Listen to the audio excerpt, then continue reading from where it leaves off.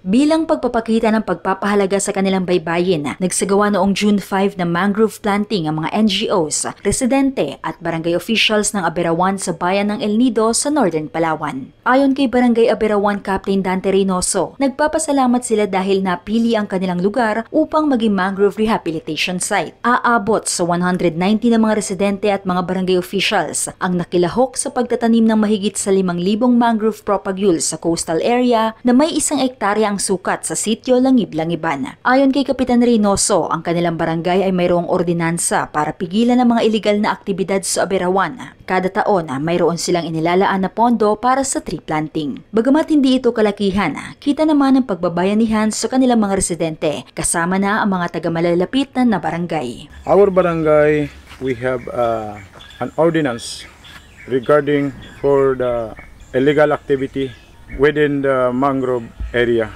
Every year, the barangay can give an allocation for the tree planting activity every year. So we have a budget, but not so big, limited. The participants, that is only bayanihan. Aniya, mahalaga para sa kanila ang mga mangrove dahil dito nangingitlog ang mga isda na pinagmumulan ng kanilang pagkain.